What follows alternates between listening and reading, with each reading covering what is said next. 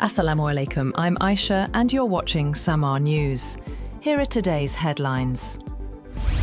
Russia says it regrets the expiry of its last remaining nuclear arms control treaty with the United States, but insisted it would act responsibly despite the removal of deployment limits. Kremlin spokesman Dmitry Peskov said Moscow would continue to prioritize strategic stability after the New START treaty expired, ending the final Cold War-era agreement limiting nuclear warheads and delivery systems.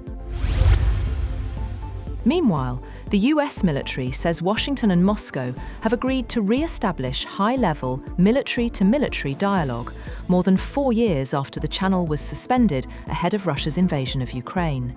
The US European Command said the decision followed meetings in Abu Dhabi between its commander, General Alexis Grinkovich, and senior Russian and Ukrainian military officials. Also, US-based news website Axios reported that the United States and Russia are close to an agreement to continue observing the New START nuclear arms control treaty beyond its expiration. Ukraine and Russia began the second day of US-brokered talks in Abu Dhabi on Thursday, following a first day both sides called productive. Kyiv's negotiator Rustem Umerov said discussions focused on concrete steps and practical solutions, while Russia's envoy Kirill Dmitriev reported progress and positive movement. Key issues, including Russia's demand for Ukraine to cede territory in Donetsk, remain unresolved. Trilateral consultations, group discussions, and joint coordination sessions continue as part of the negotiations. As talks continue, Russia and Ukraine have exchanged 157 prisoners of war each, a swap mediated by the United Arab Emirates and the United States, as announced by President Trump's special envoy, Steve Witkoff. Russia's defense ministry said the released Russian personnel were taken to Belarus, and that 3 civilians from Russia's Kursk region were also returned as part of the exchange. Turkey's President Tayyip Erdogan says his country is doing everything possible to prevent rising US-Iran tensions from pushing the Middle East into a new conflict. Speaking after a visit to Egypt, Erdogan said leadership-level talks between Washington and Tehran could help defuse the crisis, as the two sides remain deadlocked over Iran's missile program ahead of planned nuclear talks in Oman.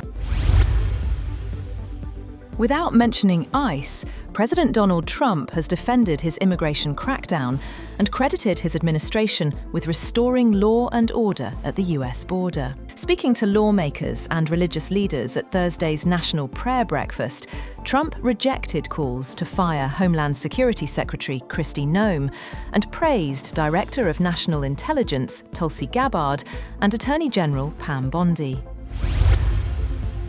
Pakistan's security forces concluded Operation Radul Fitna 1 in Balochistan, targeting Indian-sponsored terrorist groups. The campaign killed 216 militants, including 41 in Panjgur and Hanai, and recovered weapons, ammunition, and evidence of foreign support. The operation came at a heavy human cost. 22 security personnel were martyred, and 36 civilians, including women and children, lost their lives. The military said the operation significantly weakened terrorist networks' command structures. ISPR reaffirmed its commitment to continuing counterterrorism efforts across the province under the National Action Plan. At least 18 people have been killed in an explosion at an illegal coal mine in India's northeastern state of Meghalaya. The blast occurred at a banned rat hole mine in the East Jantia Hills district. Rescue operations are underway, though efforts have been hampered by a lack of equipment, and more miners are feared trapped. A team under U.S. Director of National Intelligence Tulsi Gabbard investigated Puerto Rico's voting machines last spring, focusing on possible cybersecurity vulnerabilities, officials said. The operation, coordinated with the FBI, examined claims that Venezuela may have hacked the territory's electronic voting systems, but found no evidence of foreign interference. Gabbard's office said it took several machines and copies of data for forensic analysis, saying the review was aimed at identifying election system weaknesses rather than confirming external meddling. Bitcoin hovered just above the crucial $70,000 mark after extending losses in Asian and European trade, falling to its lowest level since November 2024.